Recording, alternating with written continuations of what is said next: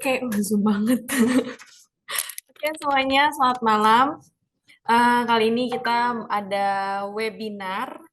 Sebelumnya saya memperkenalkan nama saya dulu. Saya Clara dari Didimex Jakarta. Oke, sekarang kita ada webinar bersama Miss Chenly dan Master Syam. Sebelum kita webinar, aku mau tanya nih, gimana kabarnya Master Syam dan Miss Chenly? Miss Chenly yang cantik, tolong dong dibuka kameranya. Halo Pak Syam, gimana Pak Syam kabarnya Pak? Stanley disebut cantik, saya nggak disebut ganteng. Oh, Gimana ini Mbak Clara pilih-pilih moderatornya? oh iya, Pak Syam juga ganteng. Alhamdulillah, terima kasih. Gimana Pak Syam, kabarnya gimana Bapak?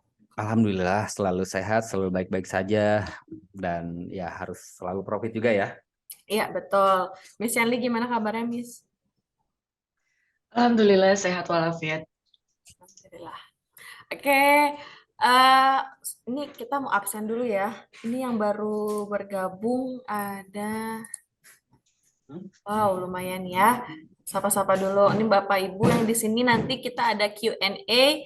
Jangan lupa nanti pertanyaan-pertanyaannya disimpan nanti ketika Miss Chanly dan Master Syam memulai webinarnya boleh diamati dengan baik gitu. Oke, untuk topik hari ini itu ada waktu terbaik pada bisnis trading forex. Ya, mungkin di sini That's masih right. banyak. Ya, mungkin di sini masih banyak nih yang belum tahu waktu yang terbaik atau waktu yang tepat buat kita memulai atau sesi apa nih yang bagus buat kita trading. Oke, untuk sesi yang pertama boleh dimulai dari Master Syam. Oke, Master Oke. Syam, silahkan dimulai. Oke, bentar ya, bentar. Ini copot. Oke. Nah, udah. Materi yang pertama yang akan saya bawakan itu atau berhubungan dengan tema malam ini. Sorry, suaranya udah oke kan? Udah oke. Oke, thank you. Untuk yang pertama materi ini dan masih berhubungan, sebenarnya masih berhubungan dengan materi yang pertama banget. Kita continue sih sebetulnya ya untuk temanya itu. Ini adalah waktu terbaik untuk mulai bisnis trading. Tadi ada yang misunderstanding ya, bahwa katanya waktu yang terbaik itu sesi New York katanya.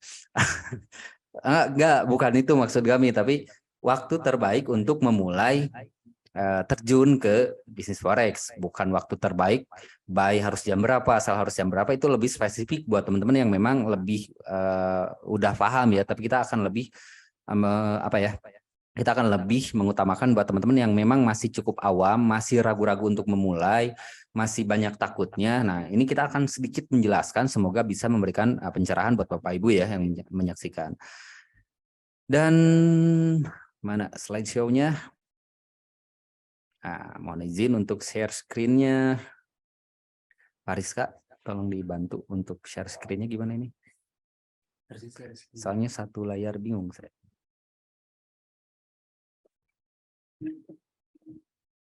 Itu ada Mas Tichenly udah senyum-senyum. Lihat saya kepayahan. Oke. Dan udah oke ya untuk layar?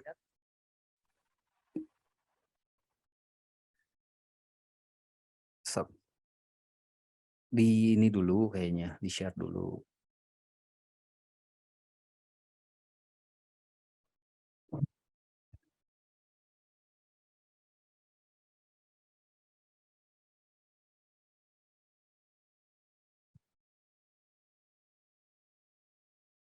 Udah, meren.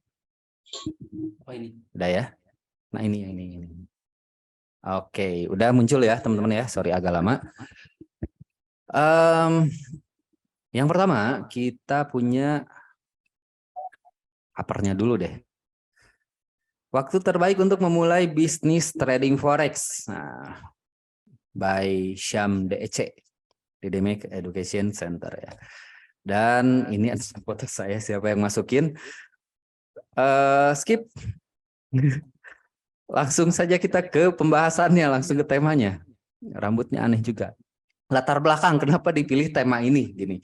Tahun 2022 akhir saya pernah membahas bahwa tahun 2023 Mas Chenly juga sempat bahas juga ya bareng kalau nggak salah waktu itu kita Dan kita itu sempat ngetis sedikit masalah resesi yang akan terjadi di tahun 2022, masalah global supply chain yang terganggu, masalah ekonomi atau krisis di mana-mana, energi pangan segala macam, dampak atau manifestasi dari COVID-19 sama eskalasi Rusia Ukraina.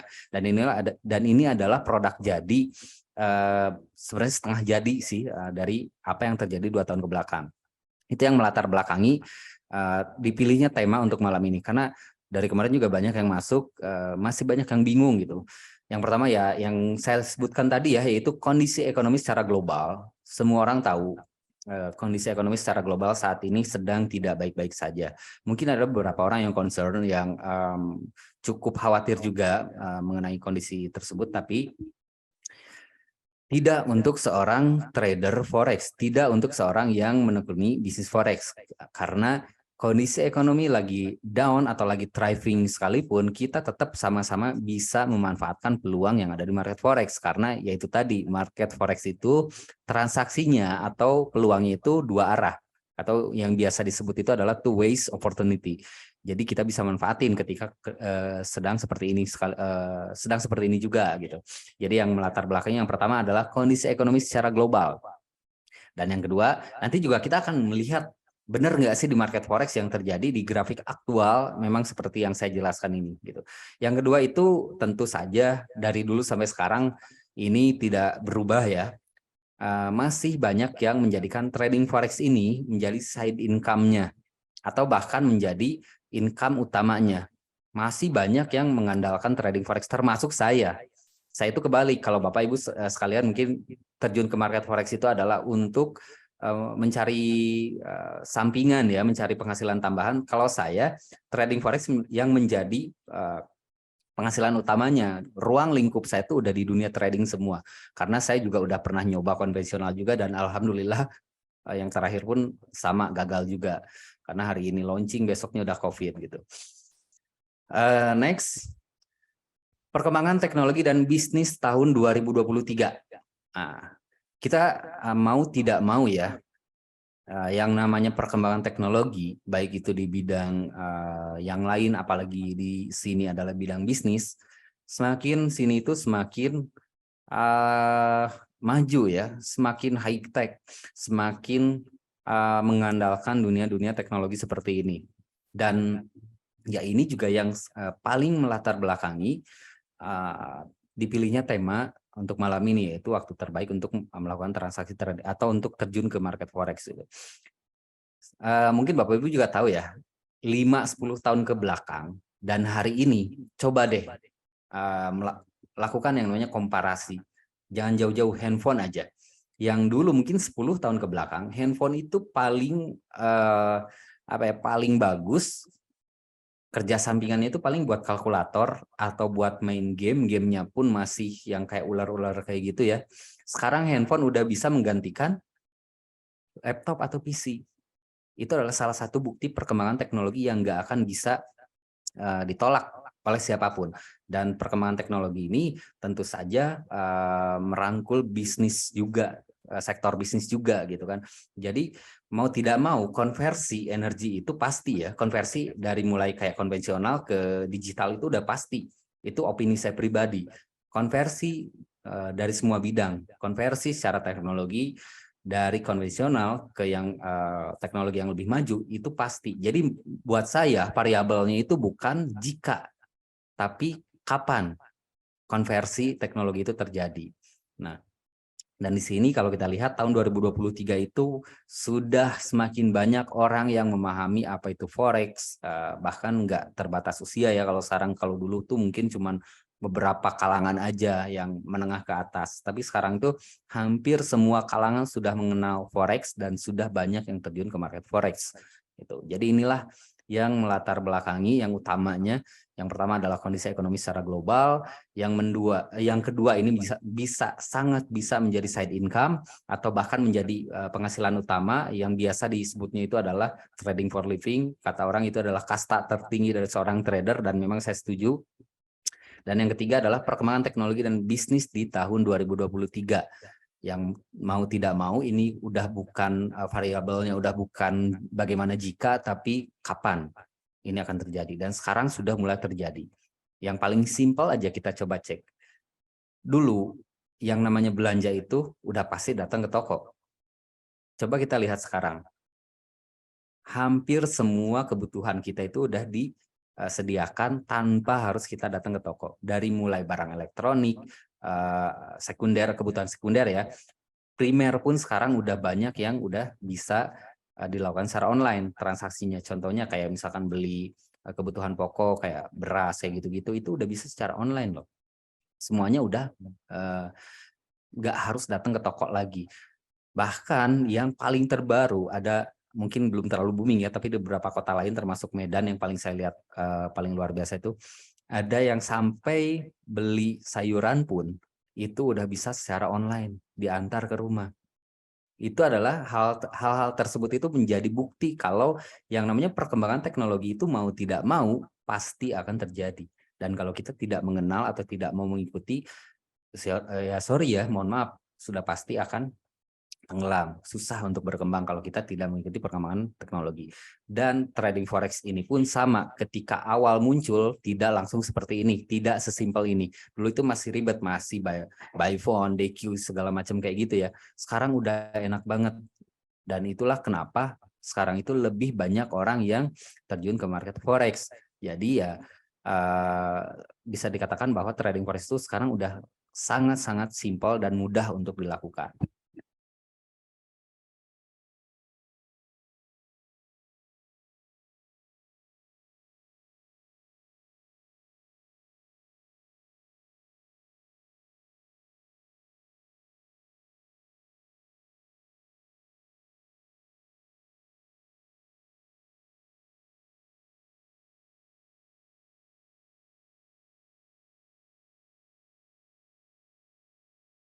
Oke, mohon maaf ada selingan dikit. Nah, ini yang melatar belakangi dan slide selanjutnya. Coba kita cek kenapa nggak mau pindah. Oh, masih ada animasinya dikit. Kita juga, ini materinya sedikit banget. Kita akan lebih banyaknya ditanya jawab karena ini pun udah slide terakhir kalau nggak salah. Nah, ini adalah kondisi ekonomi secara global di tahun 2023.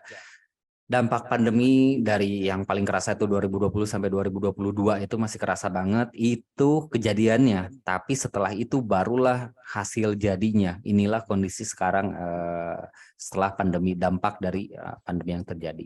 Ditambah lagi ada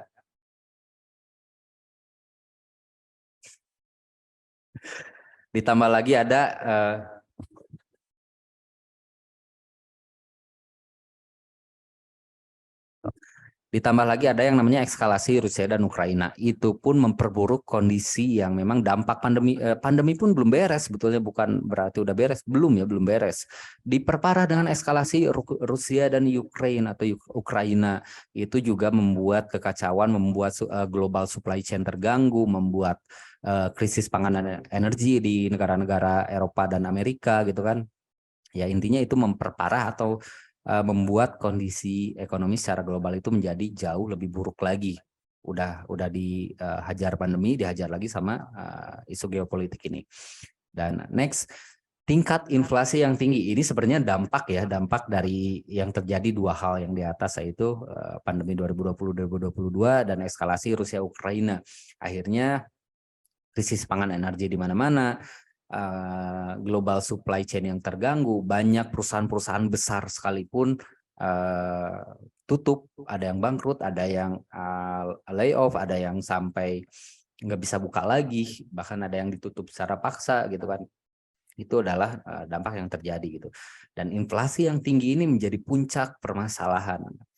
Nah, banyak negara-negara besar kayak Amerika, Eropa dan yang lainnya itu melakukan istilahnya apa ya, memberikan solusi dengan menaikkan suku bunga.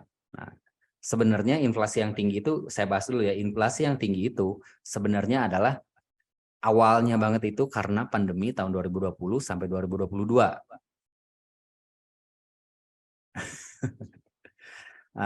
Apakah kok jadi malah baca pertanyaan. Tingkat inflasi yang tinggi itu gara-gara pandemi tahun 2020 sampai 2022 sampai sekarang pun sebenarnya belum beres. Banyak negara-negara yang printing money dan terlalu banyak sampai 20 sampai 30 triliun US dollar, terlalu banyak dari yang seharusnya, hingga akhirnya peredaran uang di dunia terlalu banyak dan meningkatkan inflasi yang tinggi karena tidak seimbang antara supply dan demand-nya gitu. Jadi ya ujung-ujungnya inflasi, tapi tetap beberapa negara itu memberikan solusi yang salah satunya adalah terus menaikkan suku bunga. Betul, memang kalau misalnya kita lihat itu bisa menjadi salah satu solusi, walaupun bukan solusi terbaik kalau menurut saya, karena nanti ada dampaknya lagi, dampak negatifnya lagi dari suku bunga yang terlalu ngebut dinaikkan. Dampak negatifnya apa? Dampak negatifnya itu adalah eh dikhawatirkan, bahkan ada beberapa analis yang memprediksi atau bisa berpotensi terjadi hal yang sama seperti tahun 2028. Banyak orang yang gagal bayar kredit, banyak orang yang merasa terlalu diberatkan oleh suku bunga yang terlalu tinggi, dan akhirnya ya itu malah memperburuk. Beberapa kali di sepanjang sejarah terjadi krisis yang memang karena hal-hal yang enggak sebenarnya awalnya bisa ditanggulangi, tapi karena apa ya? Karena beberapa faktor akhirnya malah memperburuk. Contohnya tahun 75 atau 74, 1974 ya. Terus tahun 1998, tahun 2008, dan itu adalah kejadian-kejadian yang menjadi titik balik perekonomian dunia. Di situ semuanya seolah-olah seperti di reset kondisi ekonomi global dan akhirnya kembali lagi. Tapi ketika terjadi yang namanya inflasi yang tinggi, inflasi itu nggak turun ya. Karena kalau inflasi turun harusnya nilai mata uang itu tidak semakin melemah. Tapi faktanya adalah mata uang itu semakin sini semakin melemah. Karena nggak ada istilahnya kayak dulu lah, mungkin uang 100 rupiah itu bisa untuk beli banyak hal. Tapi sekarang 100 rupiah hampir tidak ada harganya. Bahkan dikasih tukang parkir aja udah nggak nerima. Itu bukti bahwa inflasi itu nggak akan balik lagi ke normal lagi. Kalau mata uang udah turun nilainya, ya udah nggak bisa balik lagi. Ya kalaupun naik lagi, ya naiknya juga paling di range yang ada di situ. Kecuali kalau misalnya kita lihatnya di aset safe haven kayak emas. Emas itu kan tanpa korosi nilai ya. Makanya banyak trader forex itu yang seneng banget trading di emas gitu. Ini nggak apa-apa di minimize dulu. Sebenarnya ini adalah kondisi yang terjadi saat ini. Jadi seperti yang saya jelaskan sebelumnya, banyak hal besar yang terjadi selama 2 tahun ke belakang yang menyebabkan global supply chain itu tidak stabil dan sebenarnya sangat berdampak terhadap banyak bisnis konvensional. Saya tidak mengutip dari kata orang, tapi saya merasakan sendiri karena selama 2 tahun ke belakang saya pernah di awal pandemi itu, karena basicnya saya emang di trading forex dan ya yang namanya kita di dunia bisnis ya, ketika kita dapat keuntungan di trading forex, saya ada uang lebih, saya pengen bikin sesuatu, dan di tahun 2020-an itu awal ya, saya bikin anggaplah kafe kecil-kecilan gitu, walaupun modalnya nggak kecil juga, tapi ya itu tadi belum apa-apa, istilahnya bayi yang baru lahir gitu kan, saya baru mulai nyoba buka kafe, tapi hari ini launching, besoknya PSBB keluar gitu. Alhamdulillah bangkrut selama setahun itu. Karena ya saya juga merasakan sendiri, ini loh ternyata dampak dari pandemi itu ke bisnis konvensional tuh kayak gini. Dengan modal ratusan juta, tapi untuk menjual atau untuk mendapatkan omset 1 juta sehari aja itu berat banget. Itu yang saya rasakan ketika saya mencoba bisnis konvensional di awal tahun 2020. Di awal pandemi itu rame banget gitu. Karena hampir semua toko itu tidak boleh beroperasi, tidak boleh buka. Sedangkan apa? Sedangkan sewa gedung harus tetap berjalan. Karyawan saya harus tetap digaji. Kalau saya mungkin tidak punya penghasilan dari forex, mungkin nggak akan bisa bertahan 1 tahun ya. 1 bulan pun mungkin saya udah tutup lagi gitu.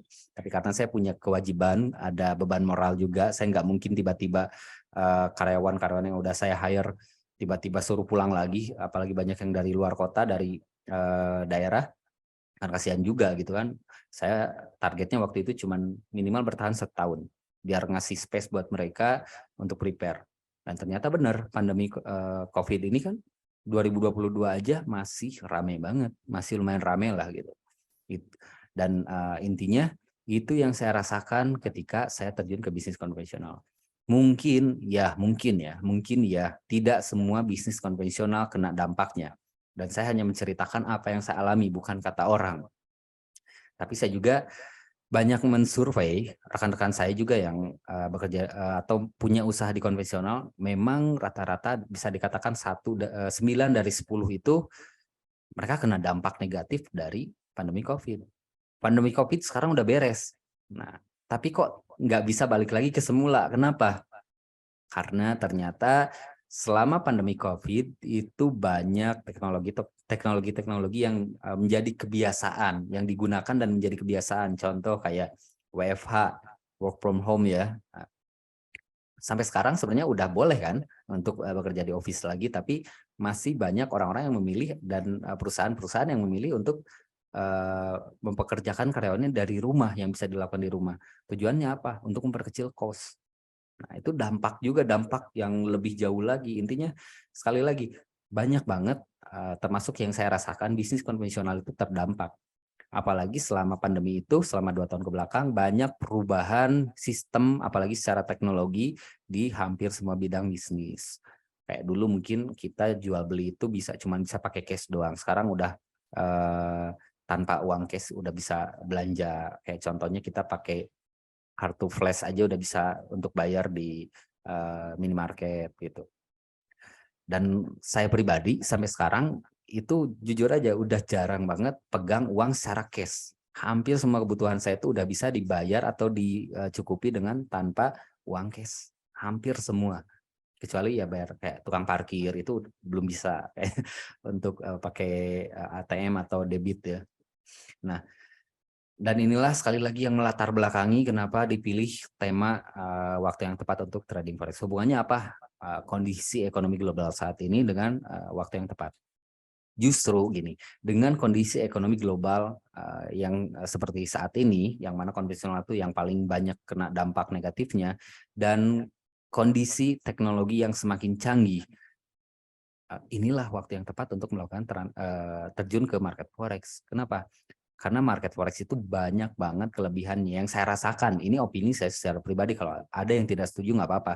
Tapi yang saya rasakan secara pribadi, opini saya secara pribadi, bisnis trading forex itu dibandingkan dengan bisnis konvensional yang lain jauh lebih, buat saya itu jauh lebih bahkan buat saya yang terbaik lah istilahnya.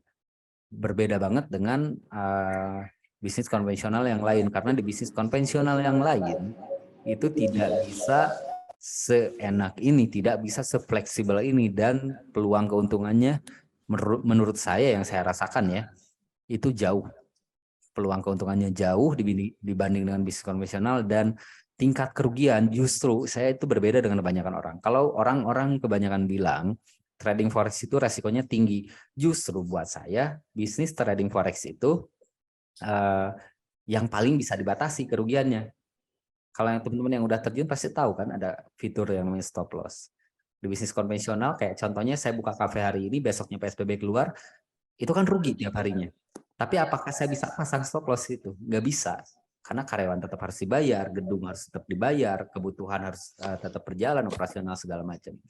Nah, jadi kapan waktu terbaik untuk memulai bisnis trading forex? Ya kalau menurut saya waktu yang terbaik untuk mulai bisnis trading forex itu ya sekarang. Kenapa sekarang? Karena ya itu tadi yang melatar belakangi. 2 hal kalau kita ambil kesimpulannya atau kita rangkum ya. Yang pertama adalah kondisi ekonomi secara global untuk saat ini, yang justru sebenarnya menurut saya itu lebih menguntungkan ketika kita masuk di trading forex. Mungkin di bisnis konvensional tidak, tapi justru kondisi global, ekonomi secara global tahun ini, justru untuk saat ini lebih menguntungkan untuk trading forex. Dan yang kedua adalah perkembangan teknologi yang semakin luar biasa. Dan itu sangat mendukung buat kita untuk lebih serius lagi di bisnis trading forex. Karena yaitu tadi, bisnis trading forex itu adalah bisnis dengan peluang yang tanpa batas. Tidak ada yang membatasi kita, tidak ada apapun ya yang seperti itu. Ini adalah gambaran-gambaran yang saya jelaskan tadi, dan ini adalah slide terakhir ya teman-teman. Jadi memang nggak banyak. Nah, ini adalah beberapa hal mungkin sedikit lagi yang harus dilakukan terhadap pemula. Nanti kita bahas lebih detail, cuman teman-teman boleh screenshot atau boleh baca. Yang pertama memilih broker tentu saja yang baik ya. Yang kedua adalah mengikuti edukasi dan pembelajarannya. Jangan sampai nggak ikut edukasi karena itu risk itu datang dari kurangnya pengetahuan. Terus pelajari juga atau pilihlah cara transaksi yang sesuai. Nanti kita bahas lebih detail. Lalu melakukan evaluasi untuk setiap transaksi dalam periode tertentu. Ini mungkin, oh ya satu lagi, mempelajari harusnya awal ya ini, dasar-dasar trading forex. Ini mungkin materi yang bisa saya sampaikan ya untuk saat ini. Intinya waktu yang terbaik untuk memulai trading forex itu adalah hari ini. Kalau kita melihat orang yang udah menjadi miliarder, udah sangat kaya dari market forex, kita pasti bertanya, atau kita pasti punya statement bahwa ya karena dia kan memulainya udah lebih lama. Kalau misalkan orang memulai 5 tahun yang lalu dan udah seperti sekarang, maka waktu yang terbaik untuk kita memulai itu ya hari ini. Karena hari ini bisa menjadi 5 tahun yang lalu. Tapi kalau kita selalu mengatakan ya udah saya memulai besok, maka akan selamanya besok dan nggak akan pernah nemuin waktu terbaik untuk memulai sesuatu. Jadi waktu yang terbaik untuk mulai trading forex itu adalah saat ini. Kesimpulannya seperti itu. Dan ada foto saya lagi muncul ternyata teman-teman. Udah ditutup ya. Dan itu mungkin yang bisa saya sampaikan untuk saat ini. Mudah-mudahan bermanfaat. Tidak bermaksud untuk menggurui dan mohon maaf bila ada kata yang salah saya gunakan. Dan saya kembalikan lagi ke moderator. Dan untuk yang bertanya seperti biasa silahkan nanti kita bahas semua. Terima kasih. Silakan Mbak Clara dan Mas Sipyandi dilanjut. Oke, Master Syam, terima kasih banyak ya. Saya juga ikut belajar di sini dan luar biasa sekali penyampaian dari Master Syam. Dan sebelum masuk ke materi selanjutnya, ini ada pertanyaan-pertanyaan dulu Q&A yang kita baca dulu. Aku bacain ya, Master. Di akhir aja mungkin pertanyaannya ya. Oh, oke. Oke, Miss. Oke, dilanjut sama Miss Charlie. Silakan Miss Charlie untuk materi berikutnya. Oke, Assalamualaikum warahmatullahi wabarakatuh. Selamat malam dan salam sejahtera untuk kita semua. Waalaikumsalam warahmatullahi wabarakatuh. Biarin jawab dulu dong, ngebut banget. Sebelumnya saya ucapkan terima kasih banyak untuk Bapak Ibu yang telah hadir di webinar kita malam ini dan membahas dan mengupas tuntas apa tadi judulnya ya? Waktu terbaik untuk memulai bisnis trading forex. Waktu terbaik untuk memulai bisnis trading forex. Oke, langsung saja ke chart. Apa-apa. Mana? Ke chart, Oke.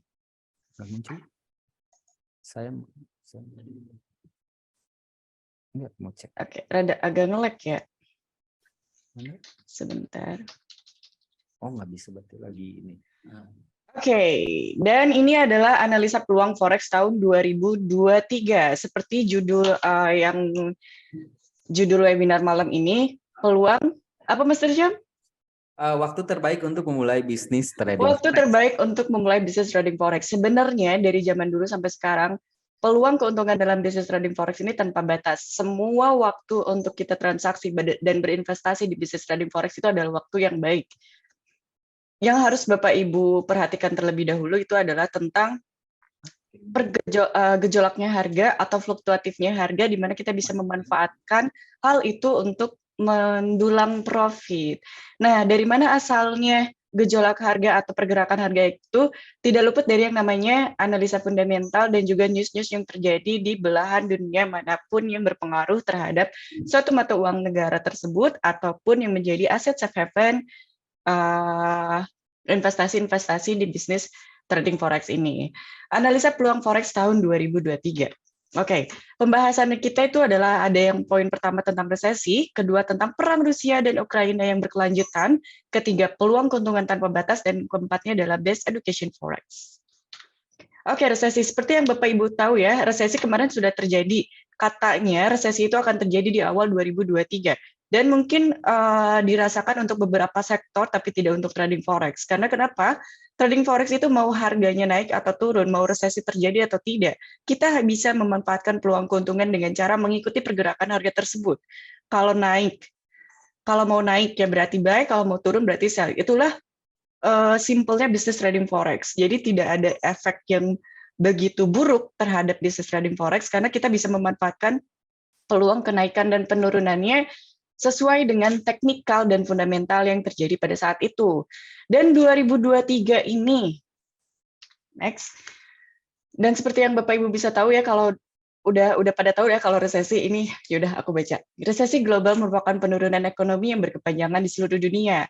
2023 ini masih berkepanjangan ya, apalagi nanti ada negara-negara yang misalnya perangnya itu berkelanjutan seperti Ukraina sama Rusia. Juga resesi global ini bisa disebabkan oleh hubungan perdagangan dan sistem keuangan internasional. Next, resesi 2008. Nah, 2008 ini juga pernah mengalami resesi, di mana kita lihat kalau emas ini mengalami kenaikan. 2020 juga sama. 2023 seperti apa? Nah, Bapak Ibu tahu nggak kalau ada satu tokoh yang terkenal itu namanya Ross Norman. Sebelum perang Rusia Ukraina itu dia bisa memprediksi bahwa kenaikan harga emas itu bisa sampai ke 2100, dan analisanya 90% akurat, di mana emas tertinggi mencapai 2075. Dan Ross Norman pun sekarang sudah menyatakan pernyataannya kalau dia udah menganalisa bahwa emas ini akan sampai ke 3000, tapi kita tidak tahu kapan dan bagaimana. Cuman dia memprediksi harga emas akan sampai ke 3000. Seperti yang kita tahu bahwa perangnya Rusia sama Ukraina ini terlalu berkepanjangan ya, berarti kita ancang-ancang terhadap efeknya aja seperti apa, karena berita yang sudah muncul sekarang itu banyak sekali bahwa Rusia udah bukan perang dengan Ukraina, tapi dengan negara-negara persemakmuran, perkumpulan seperti NATO, yang kayak gitu, itu bakalan memberikan efek yang lebih besar terhadap para investor dari dunia saham ataupun trading, di mana mereka pasti akan lari ke aset safe haven. Aset safe haven dalam trading forex itu adalah emas. Dan kalau misalnya perang ini terjadi, inflasi di mana-mana, resesi terjadi, semua investor itu pasti mereka mengamankan asetnya ke emas. Dan ini pun yang bisa terjadi bahwa emas akan mengalami kenaikan sampai 3000, tapi kita tidak tahu sampai kapan. Nanti nextnya kita akan analisa bagaimana emas malam ini. Next, di sini perdagangan perang Rusia-Ukraina yang berkelanjutan, udah. Dan peluang keuntungan tanpa batas, kita udah tahu ya, Bapak Ibu. Jadi yang Bapak Ibu belum masuk ke dunia trading atau baru memulai dunia trading atau bahkan sudah memulai dunia trading, kita tahu kalau peluang keuntungan di bidang trading forex itu tanpa batas. Simple, fleksibel, profitable, dimanapun kapanpun kita bisa membuat keuntungan kita tanpa harus, kata Master Syam itu, menggaji karyawan atau membayar sewa tempat dan segalanya. Yang dipentingkan dalam bisnis trading forex ini adalah bagaimana cara kita menjaga mental dan psikologi kita, bagaimana cara kita menjaga money management kita sesuai dengan perdagangan secara konvensional. Karena konvensional maupun online juga semuanya sama, butuh money management, butuh psikologi yang baik, dan butuh juga kesabaran serta konsistensi kita terhadap target keuntungan yang akan kita dapat atau bahkan target kerugian yang kita sudah planningkan, seperti itu. Yang keempatnya, Best Education Forex for Technical dan Fundamental. Seperti yang Bapak Ibu bisa tahu, kalau Didimex ini adalah broker satu-satunya yang memberikan edukasi dan bimbingan secara gratis, online maupun offline, dan 24 jam, serta semua mentor-mentornya di bidang trading forex, mau itu teknikal atau fundamental, mereka sudah profesional, insya Allah, ya, karena sudah terbukti sama ownernya kita sendiri. Dan pesan aku untuk Bapak Ibu, tetap enjoy your trading, tetap jaga lotnya, tetap jaga money manajemennya, karena rata-rata orang yang gagal dalam dunia bisnis trading forex itu adalah orang-orang yang serakah atau lebih tidak bisa mengendalikan emosi. Dimana kalau kita loss hari ini, kita juga harus ganti hari ini. Sebenarnya stop loss itu diciptakan untuk membatasi kerugian kita. Stop loss itu diciptakan untuk menjaga psikologi kita tetap baik. Stop loss itu diciptakan agar kita bisa mengontrol emosi dan juga money management kita yang baik. So, tetap trading safety aja, ya. Mungkin hanya itu materi yang bisa saya sampaikan tentang peluang keuntungan dalam bisnis trading forex. Next-nya saya kembalikan ke Miss Clara sebagai moderator. Sebelumnya analisa sedikit tentang SAU/USD boleh ya, Master Syam? Boleh dong. Oke, kita kalau Master Syam mau nambahin boleh. Saya ikut aja kalau ada sinyal buy, saya mau ikut buy. Oh, aku udah buy. Sebentar ya Bapak Ibu, aku tahu semua orang yang trading dan masuk ke webinar ini mereka membutuhkan analisa. Aku mereka membutuhkan analisa dan mereka membutuhkan signal. Tidak bisa dipungkiri.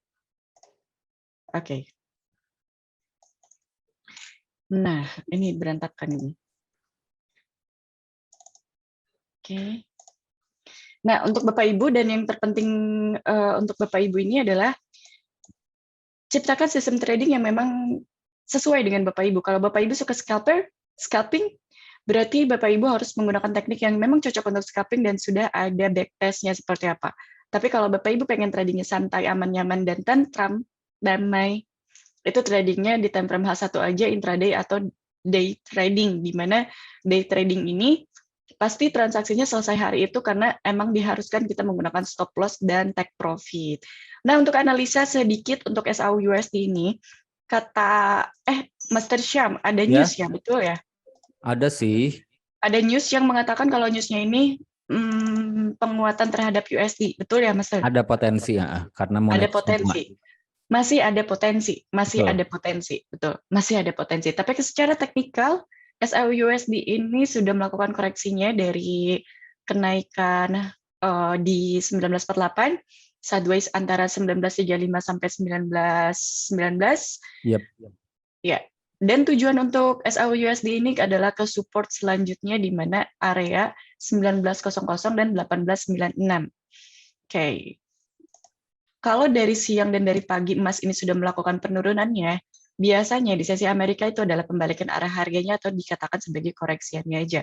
Jadi untuk emas ini mungkin saat ini dia tidak akan sampai ke 1948 lagi, tapi dia harus melakukan koreksi dulu, menyempurnakan trennya, baru biasanya dia terbang lagi sesuai yang seperti yang aku bilang tadi, karena resesi ini masih terjadi dan ambang-ambang perang Rusia sama NATO itu masih di awang-awang, bukan di awang-awang ya, sudah ada di depan kita, seperti itu. Betul.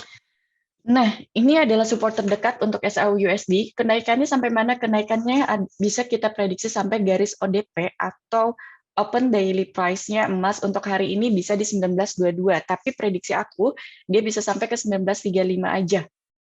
Kalau news-nya nanti malam berbalik arah, tapi kalau news-nya terjun lagi, tetap tandain support-support terdekatnya, karena nggak mungkin.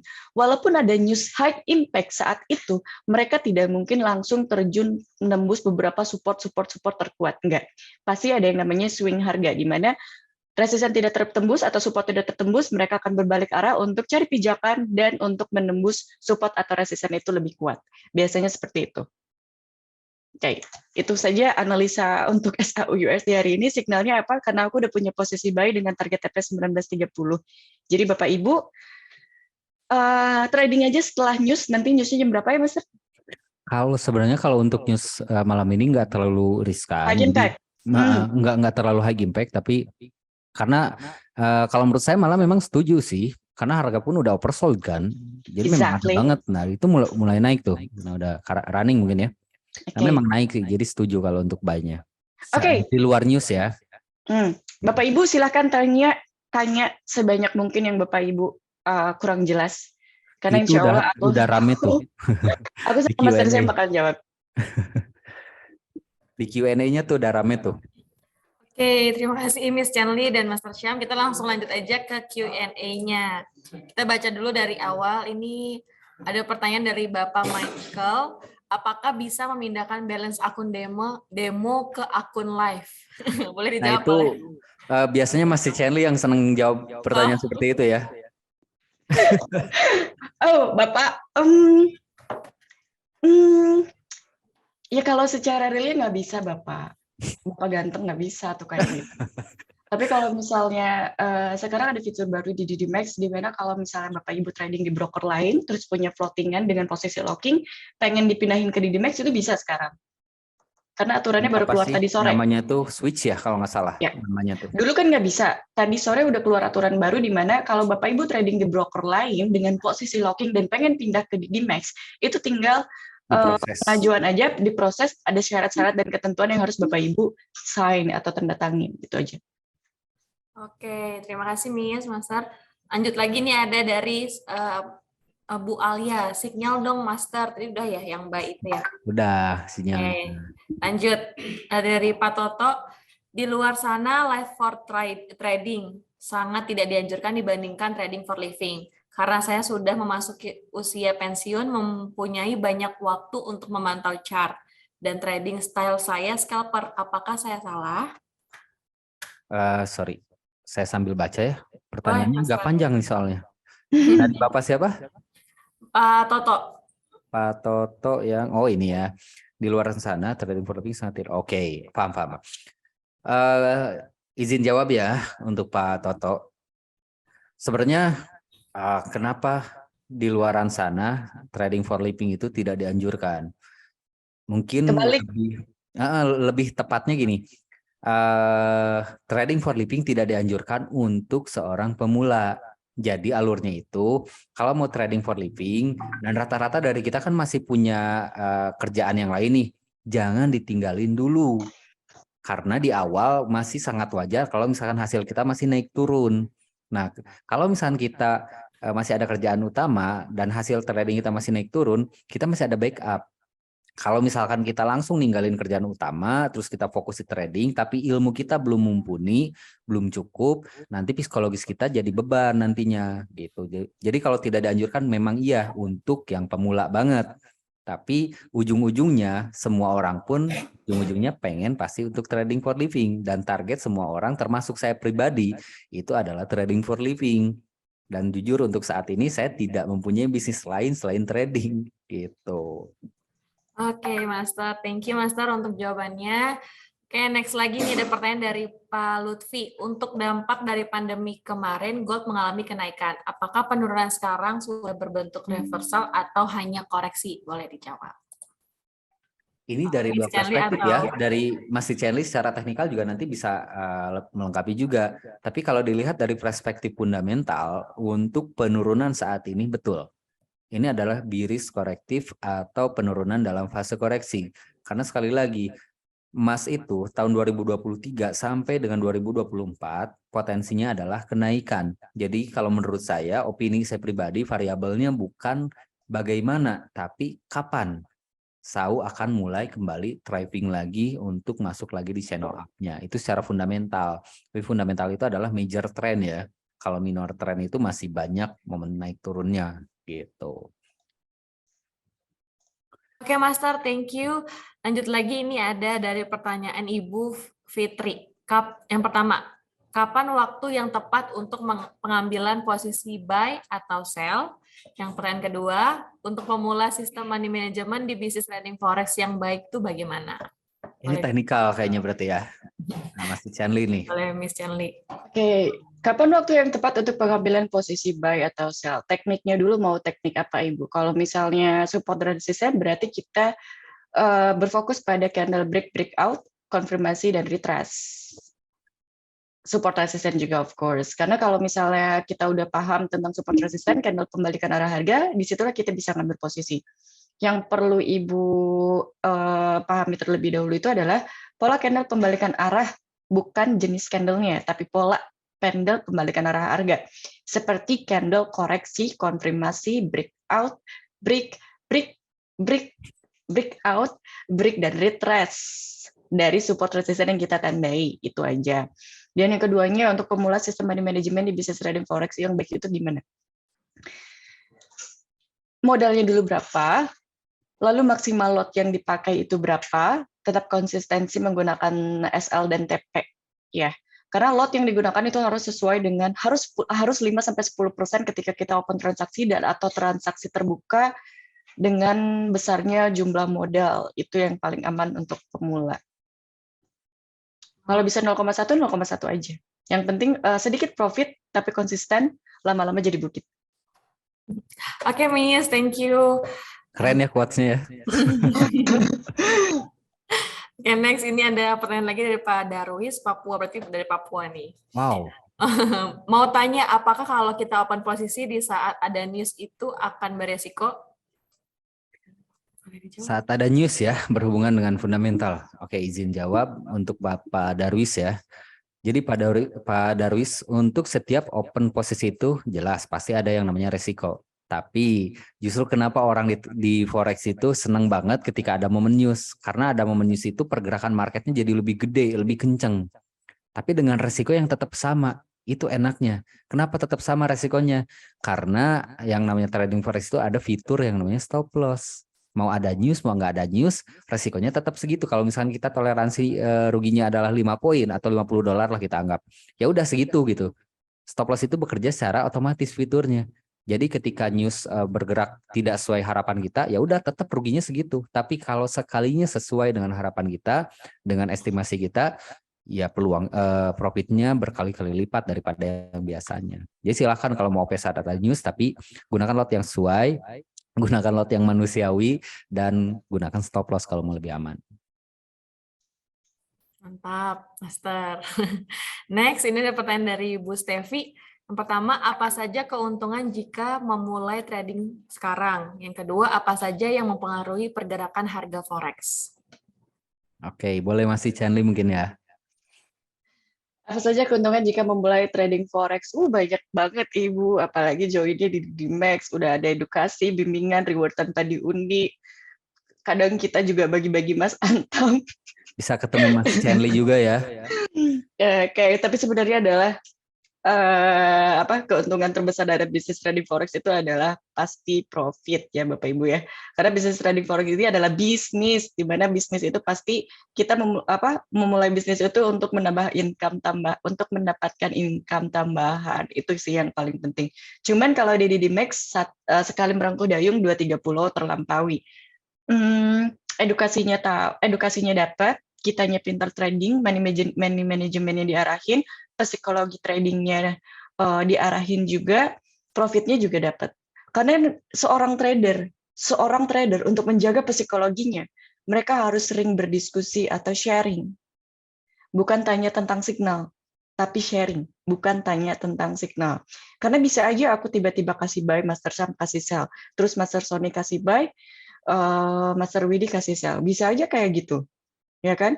Teknik itu berbeda, tapi yang paling penting untuk seorang trader adalah sharing dan diskusi. Itu yang paling penting untuk menjaga psikologi dan money management kita tetap baik. Tapi jangan sampai sharing sama orang yang salah. Apa saja yang mempengaruhi pergerakan harga forex? News ya, Master Syam ya? Supply demand, fundamental intinya ya. Untuk mempengaruhi harga naik turun. Everything. Oke, next ya. Ada pertanyaan juga dari Pak Riko. Itu yang pertama, waktu atau jam trading yang berbahaya. Oke. Izin jawab ya. Jam berbahaya kalau saya seorang trader dan menurut saya jam yang paling berbahaya itu adalah jam 12 siang. Karena itu jam-jamnya ngantuk. karena gini sekali lagi ya, justru enaknya di market forex terlepas dari pergerakannya mau kenceng mau pelan, ada yang namanya fitur pembatas kerugian yang bekerja secara otomatis. Justru kita itu sebenarnya nyari momen-momen yang pergerakannya itu kenceng-kenceng, pergerakannya itu yang panjang-panjang, yang gede, yang biasanya kena dampak news, tapi dengan resiko yang tetap sama karena ada fitur yang namanya stop loss tadi gitu. Jadi jam yang berbahaya itu bisa jam berapa aja. Dengan catatan kalau kitanya nggak paham cara menggunakan lot, cara membatasi kerugian, transaksi jam berapapun bisa jadi berbahaya. Tapi transaksi jam berapapun bisa jadi sangat menguntungkan kalau kita udah paham dengan ilmunya. Oke, next. Thank you. Nah, ini the last question ya. Dari Ibu Susan, untuk trading for living kira-kira modalnya harus berapa? Trading for living. Trading for living berarti meninggalkan semua aktivitas kita di bisnis yang lain, tentang income tambahan, berarti fokus di dunia trading kan. Ini sangat berpengaruh sama money manajemennya. Kenapa? Kita analogikan ke pasar konvensional. Kalau kita punya modal 100 juta, nggak mungkin 100 juta kita belikan untuk semua barang-barang di toko kita. Tapi kita harus punya uang cadangan. Uang cadangan ini jikalau satu barang yang kita beli atau produk yang kita beli itu nggak laku, kita harus mau ganti dengan barang yang lain dan masih mengambil dari modal kita pribadi. Intinya itu. Dan kalau misalnya pengen trading for living, jangan tanggung dengan dana atau modal tradingnya. Itu aja. Oke. Saya sedikit tambahan ya, izin. Mungkin Mas Chandli dan Mas Clara juga setuju nggak ya? Kalau menurut saya secara pribadi, opini saya nih, modal ideal untuk trading for living itu 1 M. Dengan catatan, sebenarnya kita juga ada kan rule atau money managementnya ya. Karena kelebihan dari trading forex itu kan ketika kita misalkan anggap dari 1 M ini target kebutuhan kita belum terpenuhi nih. Dari target kita 20 juta sebulan butuhnya, baru dapat 15 juta. Tidak ada larangan untuk kita mengambil uang dari modal. Dan itu enaknya trading forex. Dan kalau menurut saya, kalau misalkan benar-benar mau serius, 1 M itu udah ideal banget untuk trading for living. Kalau mau serius ya, tapi kalau misalkan mau sekedar side income, 100, 200, 300 juta udah oke banget gitu. Itu opini saya pribadi. Betul sekali. Sepakat aku dengan yang dikatakan oleh Master 1 M cukup nggak kira-kira menurut Mas Chandli dan Mas Clara untuk trading for living? Cukup banget. Cukup ya?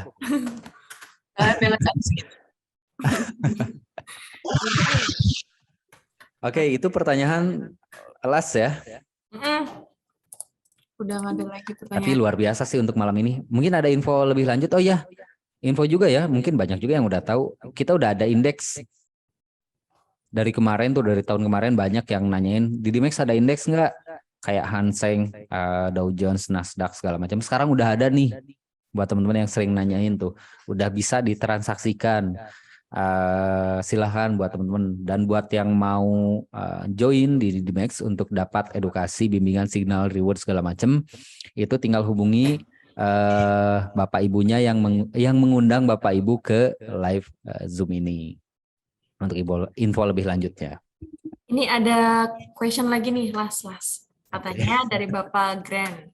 Oke. Kalau modal 10M bagusnya 1 akun atau lebih dari 1 akun? Nah, ini bisa berbeda nih jawaban saya dengan rekan-rekan saya. Coba Mas Chandli dulu deh. 10M. Kalau aku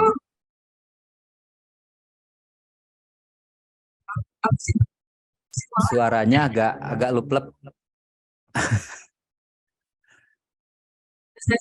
Oke. Aku pasti bagi 2 sih, Pak. Ya. Ya, kembali lagi itu kan manajemen ya, pasti beda-beda setiap orang. Aku ada 4 akun. Aku nggak naruh telur dalam satu keranjang, tapi kalaupun mau naruh telur dalam satu keranjang berarti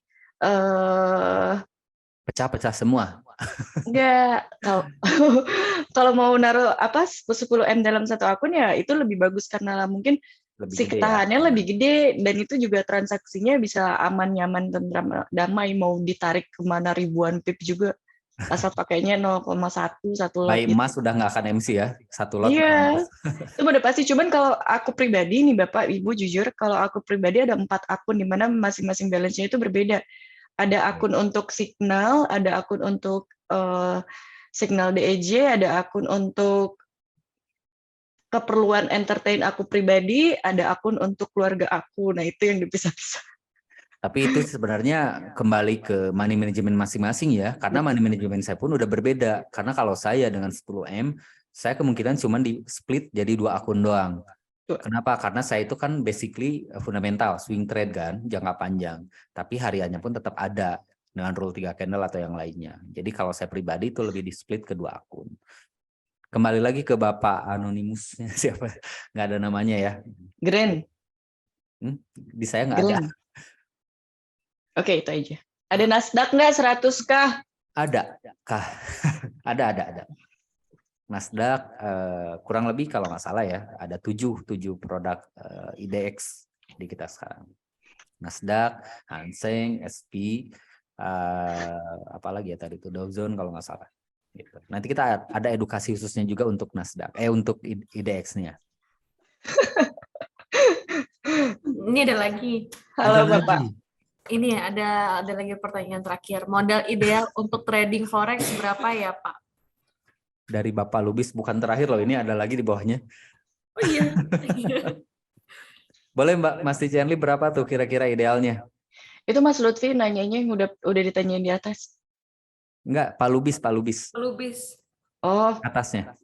minimal 100 juta, of course. Itu yang paling low tapi paling aman. Kalau ideal menurut saya itu ya semaksimal kita bisa sih harusnya ya. Kalau bisa 10M, 10M, why not gitu. Tapi kalau ini yang paling menarik buat saya itu adalah Pak Lutfi ya. Lutfi kayak inget seorang saya tuh.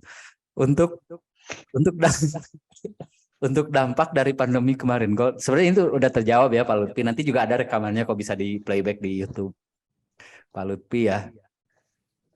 Oke, ini udah ya, udah nggak ada pertanyaan lagi. Nanti untuk Pak Lutfi, untuk ini Ya. webinarnya akan ada tayangan ulangnya ya. Akan tayangan ulang untuk dilihat lagi gitu. Oke, mungkin segini aja untuk webinar kita di malam hari ini. Terima kasih banget Betul banget ya. untuk Master Syam dan Miss Cherly dengan ilmunya yang begitu berharga. Semoga apa yang disampaikan bisa bermanfaat untuk kita semua. Amin. Dan sekali lagi terima kasih banyak. Sampai ketemu di the next webinar. Dan untuk Bapak Ibu, terima kasih udah nonton dari awal, mengikuti webinar kita dari awal sampai akhir. Semoga ilmunya bisa bermanfaat. Oke, segitu aja. Kami tutup. Mohon maaf apabila ada salah kata. Terima kasih dan selamat malam. Assalamualaikum warahmatullahi wabarakatuh.